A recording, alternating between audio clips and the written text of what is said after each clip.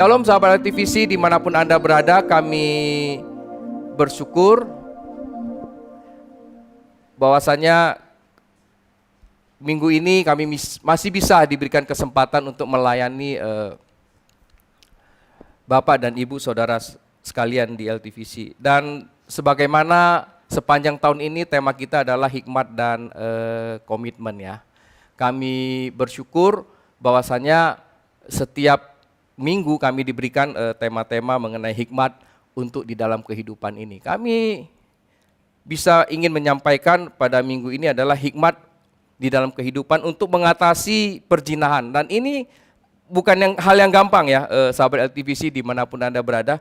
Karena hikmat untuk mengatasi perzinahan ini adalah bukan hal yang mudah. Saya akan bacakan beberapa ayat di Amsal 5 ayat 1 sampai 12 kepada sahabat LTVC. Hai anakku, perhatikanlah hikmatku, arahkanlah telingamu kepada kepandaian yang kuajarkan, supaya engkau berpegang pada kebijaksanaan dan bibirmu memelihara pengetahuan. Karena bibir perempuan jalang menitikkan tetesan madu dan langit mulutnya lebih licin daripada minyak. Tetapi kemudian ia pahit seperti empedu dan tajam seperti pedang bermata dua. Kakinya turun menuju maut, langkahnya menuju dunia orang mati. Ia tidak menempuh jalan kehidupan, jalannya sesat tanpa diketahuinya. Sebab itu, hai anak-anak, dengarkanlah aku, janganlah kamu menyimpang daripada perkataan mulutku. Jauhkanlah jalanmu daripada dia, dan janganlah menghampiri pintu rumahnya, supaya engkau jangan menyerahkan keremajaanmu kepada orang lain dan tahun-tahun umurmu kepada orang kejam. Supaya orang lain jangan mengenyangkan diri dengan kekayaanmu, dan hasil susah payamu jangan masuk ke rumah orang yang tidak dikenal, dan pada akhirnya engkau akan mengeluh kalau daging dan tubuhmu habis binasa. Lalu engkau akan berkata, mengapa aku benci kepada didikan dan hatiku menolak teguran. Sahabat LTVC dimanapun Anda berada, ayat ini yang kita baca cukup panjang ya. Tapi kalau kita perhatikan dari ayat pertama dikatakan begini, hai anakku, perhatikanlah hikmatku, arahkanlah telingamu kepada kepandaian yang kuajarkan. Pasal 5 ayat 1 ini menggunakan kata perhatikan.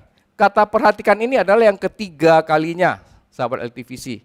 Dari Amsal 1 sampai pasal 5 ini ketiga kalinya. Jadi kata perhatikan ini sangat penting sekali.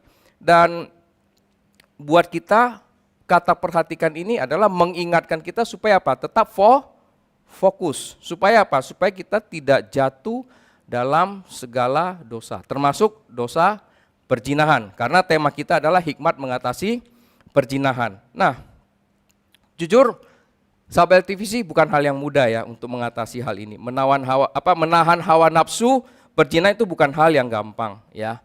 Karena godaannya begitu berat dan tentu orang mau jatuh ke dalam dosa ini adalah karena nikmat. Tapi harus diingat, efeknya tadi itu ayat yang kita baca itu binasa. Jadi kita harus sangat hati-hati. Nah, telinga kita harus bisa membedakan. Kembali dikatakan telinga di ayat 1 ini. Perhatikanlah hikmatku, arahkanlah telingamu. Jadi telinga ini memegang peranan yang sangat penting di dalam mengatasi perzinahan ini. Jadi kita bisa membedakan mana rayuan ya, mana bukan. Mana yang serius, mana rayuan, mana itu adalah jebakan-jebakan. Contohnya begini, contohnya di Alkitab itu ada tertulis. Jadi ada dua tokoh di Alkitab itu, ada satu bisa dirayu, ada satu tidak bisa dirayu. Nah, yang bisa dirayu itu adalah Simson, sehingga dia jatuh.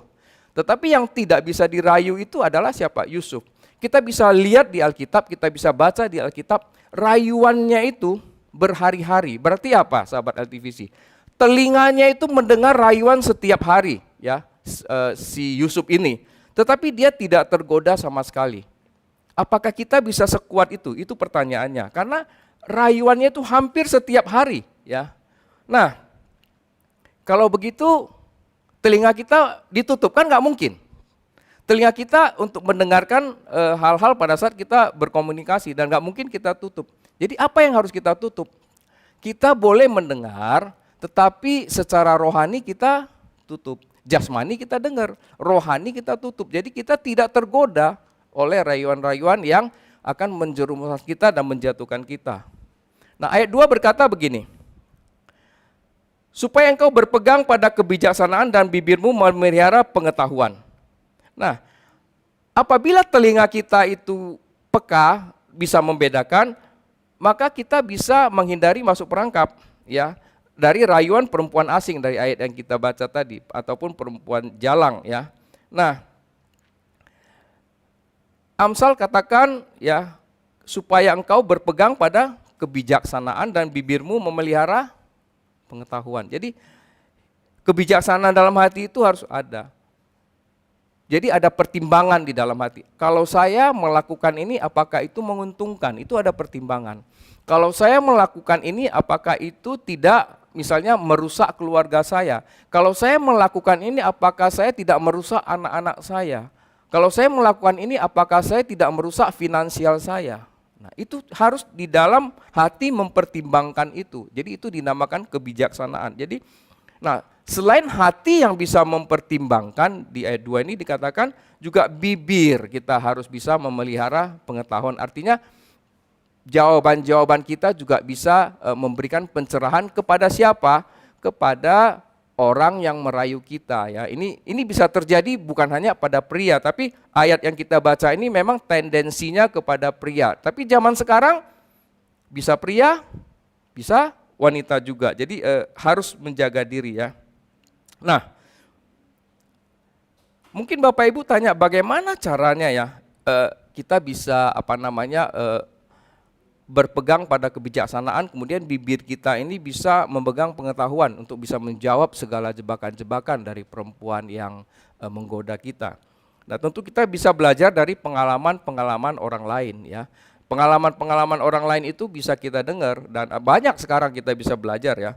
Dan itu bisa membuat kita bisa memasang pertahanan-pertahanan di dalam pikiran kita, di dalam hati kita, ya, sahabat LTVC yang dikasihi Tuhan. Kemudian ayat 3 berkata begini, karena bibir perempuan jalang menitikkan tetesan madu dan langit-langit mulutnya lebih licin daripada minyak. Nah, perempuan jalang di sini maksudnya apa sih? Adalah perempuan yang sudah mungkin terbiasa melakukan perselingkuhan, perzinahan, ya, atau kita sebut dengan penjina, bisa begitu, ya. Nah, jadi di sini dikatakan mulutnya itu manis sekali loh, seperti tetesan madu. Jadi awalnya ciri-ciri daripada perempuan ini adalah dari perkataannya. Perkataannya pasti manis sekali, ya, manis sekali dan mampu mengambil hati baik laki-laki ataupun wanita, gitu loh. Jadi si wanita pintar mengambil hati laki-laki, tetapi sebaliknya ada laki-laki yang pintar mengambil hati daripada perempuan. Jadi ini dua ini. Jadi dua gender ini, ya. Nah, contohnya gimana? Ya dari perkataan-perkataan yang manis, ya. Contohnya begini. Kita ambil contoh-contoh sederhana lah. Sandal itu kan cuma dua, antara kau dan aku. Tidak ada sandal yang ketiga. Sandal itu kan sepasang. Nah, jadi kita sepasang. Jadi perkataan-perkataan begitu yang suka menggoda kita. Atau dia perkataan-perkataan yang lain. Misalnya begini, kalau namamu saya tulis di langit, kalau kena hujan kan luntur. Atau namamu saya taruh di laut, kalau kena ombak kan hilang. Tetapi namamu saya ukir di hati, waduh, apa nggak jatuh itu laki-laki atau perempuan. Rayuannya tajam sekali. Sahabat LTVC pernah mendengar rayuan begitu? Ya kalau udah pernah hati-hati, ya, sebaiknya menjauh, ya. Jadi kadang-kadang rayuan itu mendalam, bisa meluluhkan hati kita. Tetapi gini loh, intinya dia ingin menguasai kita, ya. Konteksnya ini adalah perempuan jalang, ya. Nah, sahabat LTVC yang dikasihi Tuhan, saya yakin apabila kita terjebak masuk di dalam hal ini, maka yang pasti keluarga kita bermasalah, keluarga kita akan hancur, ya, baik laki-laki ataupun perempuan. Ini sudah lama sekali, mungkin sudah pernah saya sampaikan di beberapa sharing saya yang sebelumnya ya. Saya pernah mengantar waktu anak saya masih SMP ya, kalau tidak salah SMP atau SMA, mengantar anaknya pulang. Akhirnya singkat cerita anaknya tidak mau kami antar sampai di tempat dia tinggal gitu loh. Saya tanya anak saya, ya kenapa ya? Singkat cerita anak saya baru ngomong, ternyata papanya itu kena goda, mamanya kesel, mamanya juga sama menggoda laki lain. Jadi keluarga itu hancur, dia tinggal sama babysitter aja, sama neninya aja. Nah ini kan fatal sekali. Nah saya pernah melihat masalah ini, jadi kasihan keluarga itu. Oleh sebab itu anak-anak Tuhan harus kuat, harus bisa belajar ya daripada firman Tuhan supaya jangan terjebak dengan rayuan itu, karena bibirnya itu luar biasa, itu seperti tetesan madu manis ya. Dan langit-langit mulutnya itu lebih licin daripada minyak. Jadi kalau kita begitu masuk tergelincir jatuh kita. Jadi lebih licin daripada minyak. Minyak aja udah licin, dia lebih licin daripada minyak. Jadi bibirnya itu luar biasa sekali, membuat kita itu jatuh tergeletak ya. Jadi ini kita harus hati-hati, kita hidup di negara yang penuh moralitas ya, jadi kita jangan sampai tergoda dengan kejadian begitu. Kalau di negeri barat itu beda lagi, mereka bebas, ada namanya apa, poliamori, bisa melakukan cinta bebas, seks bebas, tapi itu bukan apa namanya budaya dari negara kita Indonesia. Jadi kita harus hati-hati ya sahabat LTVC yang dikasihi Tuhan. Nah, ayat 4 berkata begini, tetapi kemudian ia pahit seperti empedu dan tajam seperti pedang bermata dua. Yang tadinya manis tiba-tiba berubah jadi pahit. Yang tadinya manis tiba-tiba berubah jadi pedang yang tajam bermata dua. Ini kan fatal sebenarnya.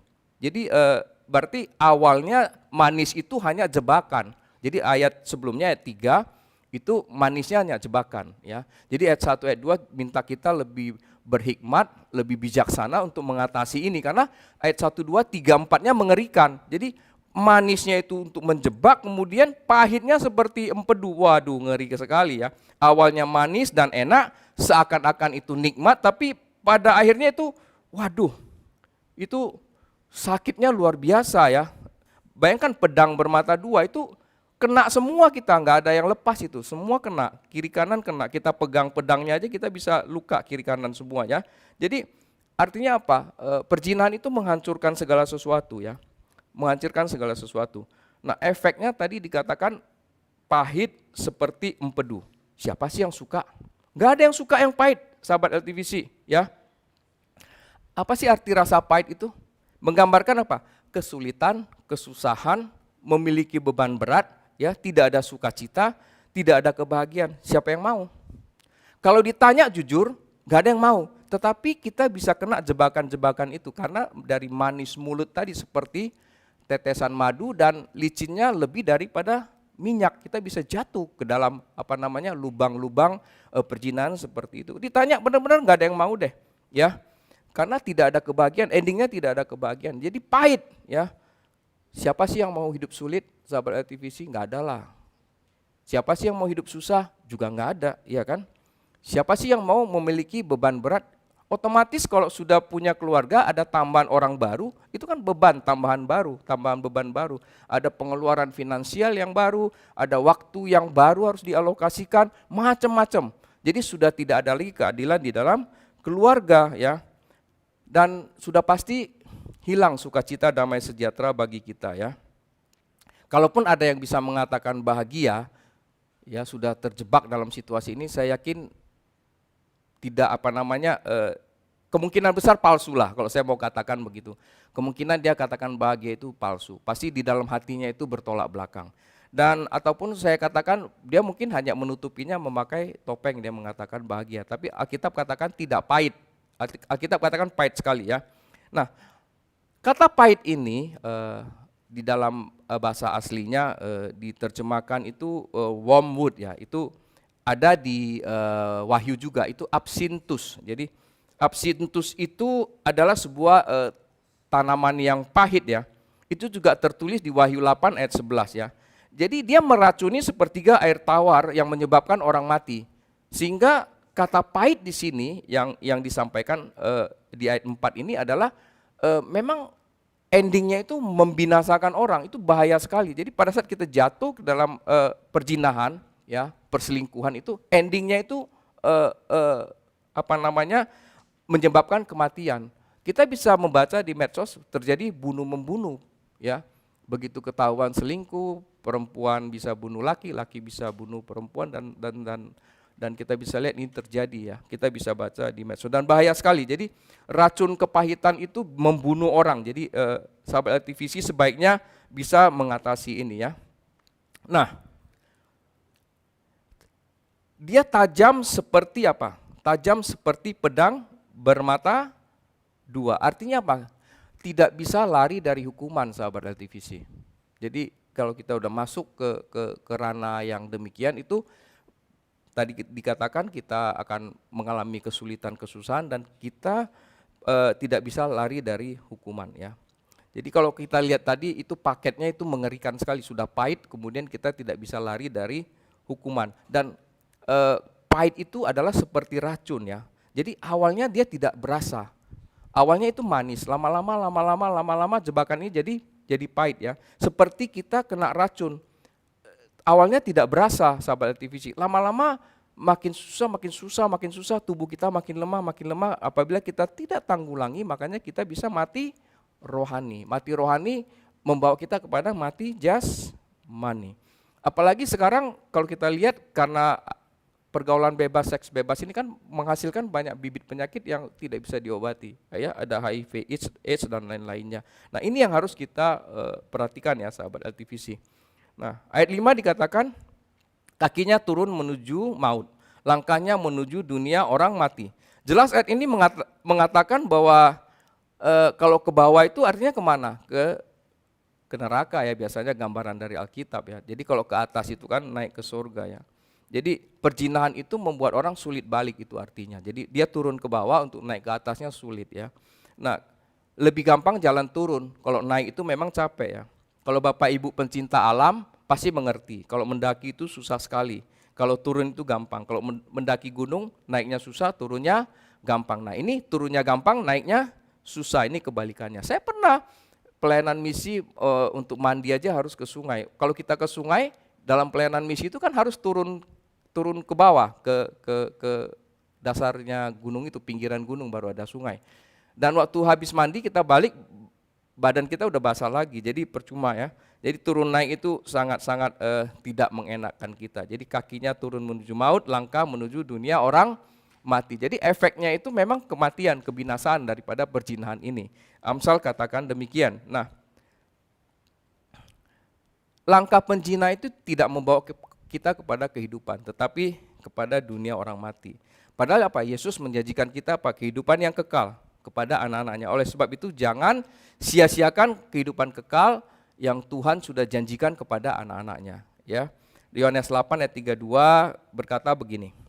Dan kamu akan mengetahui kebenaran, dan kebenaran itu akan memerdekakan kamu, ya. Nah, kita lanjut ayat 6. Ia tidak menempuh jalan kehidupan, jalannya sesat tanpa diketahuinya. Nah, sahabat LTVC, di sini dikatakan kita tidak menempuh jalan kehidupan. Artinya kita tidak menemukan jalan kehidupan. Maka arah kepada jalan kehidupan itu kita tidak capai, kita gagal mendapatkannya, ya. Pada saat tidak menemukan arah itu, waduh. Artinya apa? Artinya kita pernah pelajari berkat dari hikmat, artinya kita tidak mendengar instruksi dari Tuhan, ya. Kita tidak mendengar instruksi dari Tuhan, kita tidak mendengarkan arah daripada Tuhan, arah jalan kita, ya. Pada sesi-sesi yang lalu kita sudah pelajari itu. Nah, untuk itu kita perlu selalu melihat kembali keadaan rohani kita. Apakah kita masih on the track bersama dengan Tuhan? Apakah kita masih berjalan di jalan kehidupan bersama dengan Tuhan, ya. Nah, oleh sebab itu Amsal ini benar-benar mengingatkan kita jangan masuk, ya, ke dalam jebakan perzinahan. Karena di luar sana itu ada banyak godaan-godaan demikian. Ayat 7. Sebab itu hai anak-anak, dengarkanlah aku, janganlah kamu menyimpang daripada perkataan mulutku. Ini saya ulangi sekali lagi. Sebab itu hai anak-anak, dengarkanlah aku, janganlah kamu menyimpang daripada perkataan mulutku. Jadi sederhana aja kita katakan ayat ini sebenarnya mengingatkan kita ya, dengarkan aku. Jadi Tuhan katakan dengarkan aku, artinya jangan menyerempet dosa perzinahan ya. Efeknya sangat berat ya, karena ayat sebelumnya kita baca kehilangan arah, kita bisa binasa menuju kematian ya. Bila kita tidak mendengar instruksi Tuhan dan menolak hukum-hukum Tuhan. Nah, Perjanjian Baru memberikan hikmat yang lebih tinggi, di mana tertulis di Matius 5 ayat 27 sampai 28. Kamu telah mendengar firman, jangan berzina, tetapi aku berkata kepadamu, setiap orang yang memandang perempuan serta menginginkannya sudah berzina dengan dia di dalam hatinya. Jadi hikmat di Perjanjian Baru itu lebih tinggi. Memandang, pengen aja udah berzina, belum melakukan. Jadi kita harus ingat itu. Apabila kita melihat sesuatu yang menggoda kita, ingat ayat ini, Matius 5 ayat 27, 28, supaya kita tidak kejebak ya. Ini penting sekali ya. Berzina fisik dan berzina dalam pikiran itu sama bahayanya. Tadi ayat-ayat sebelumnya kita baca itu adalah zina fisik. Tapi kalau kita bawa lebih tinggi lagi itu berzina dalam hati itu sudah sama ya. Nah, yang satu kelihatan, yang satu tidak kelihatan. Kalau berzina fisik kelihatan, berzina dalam hati tidak kelihatan. Contohnya mana? Pasti sahabat-sahabat LTVC tanya. Contohnya ya kalau nggak ada orang, kamu lagi buka YouTube, kamu buka film porno, ya itu berzina dalam hati, nggak ada yang lihat kan. Nah, dari sana nanti berzina fisik, jadi efeknya itu selalu ada ya. Nah, Tuhan itu selalu ingatkan jangan menyimpang. Artinya kita apa? Jangan suka buka lampu sein kanan atau kiri langsung belok ya. Menyimpang itu memiliki arti negatif sebenarnya ya dalam konteks ayat yang kita baca. Nah, pada saat kita menyimpang, konteks ayat ini yang kita baca tadi dari ayat 1 sampai ayat 7, itu kita pasti masuk jebakan si wanita jalang tadi. Konteksnya kan kita tergoda dengan godaan seksual ya. Nah, itu kita jangan menyimpang. Jadi ini sangat penting sekali. Jadi Tuhan sudah ingatkan kita jangan menyimpang. Nah, 1 Korintus 6 ayat 18 berkata begini, sahabat LTVC. Jauhkanlah dirimu dari percabulan, setiap dosa lain yang dilakukan manusia terjadi di luar dirinya, tetapi orang yang melakukan percabulan berdosa terhadap dirinya sendiri. Ini ternyata dosa percabulan ini dalam sekali, ini melukai diri sendiri, sahabat-sahabat LTVC, melukai diri sendiri. Bahkan Yakobus perintahkan kita apa? Tunduklah kepada Allah, lawanlah iblis, maka ia akan lari. Jadi kita harus lawan ya dosa-dosa perzinahan ini. Jadi kita tunduk kepada Allah, tunduk kepada Tuhan, kita harus lawan. Di Yakobus 4 ayat 7 ya. Nah, berarti apa? Ada upaya diri kita penting untuk melawan segala godaan dan hawa nafsu untuk perzinahan. Jadi diri kita berperan. Di Alkitab tadi saya katakan ada Simson, ada Yusuf. Satu berperan untuk melawan dan dia berhasil lolos. Walaupun dia harus menanggung akibatnya di fitnah. Tetapi yang satu tidak bisa melawan, akhirnya apa? Jadi buta, binasa. Akhirnya Simson mati ya. Nah, ayat 8. Jauhkanlah jalanmu daripada dia dan janganlah menghampiri pintu rumahnya. Ya, ini benar-benar peringatan keras ini sahabat LTVC. Jadi benar-benar bukan hanya kita tidak boleh menyimpang, tapi firman Tuhan katakan kita harus jauh daripada jalan itu. Kemudian apa? Jangan menghampiri pintu rumahnya. Jangan salah pulang ke rumah. Jadi bukan pulang ke rumah sendiri, tapi pulang ke rumah orang lain. Hampiri pintu rumah orang lain ya.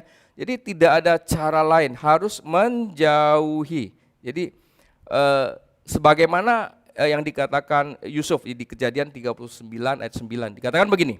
Bahkan di rumah ini ia tidak lebih besar kuasanya daripadaku dan tiada yang tidak diserahkannya kepadaku selain daripada engkau, sebab engkau istrinya. Bagaimana mungkin aku melakukan kejahatan yang besar ini dan berbuat dosa terhadap Allah?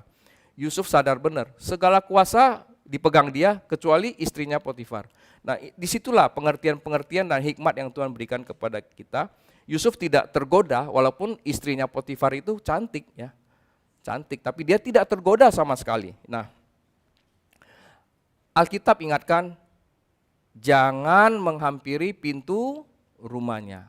Ya, ingat itu. Begitu kita menghampiri pintu rumahnya, dibuka pintunya, kita pun melangkah masuk, dia tutup pintunya, dia kunci, dia goda kita di dalam, kita selesailah. Tamat riwayat kita ya.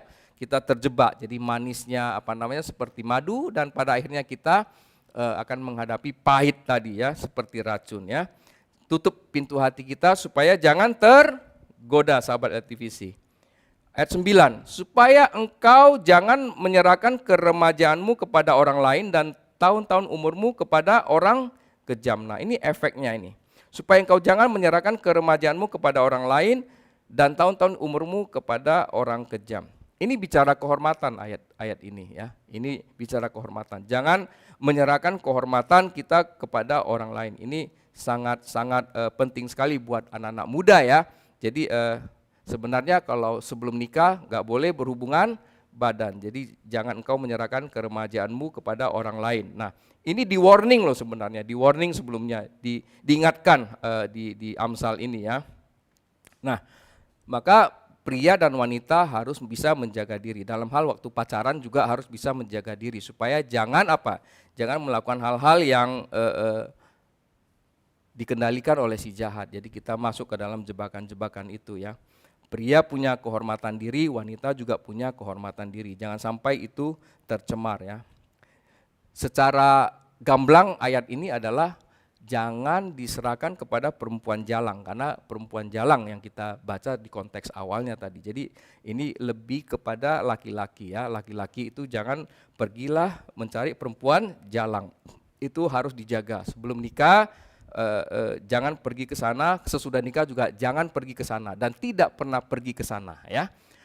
Sahabat LTVC yang dikasihi Tuhan, makanya kadang-kadang kita bisa melihat orang-orang yang kalau sudah masuk ke sana itu seperti masuk ke dalam lumpur, dia sulit sekali untuk keluar daripada lubang-lubang itu.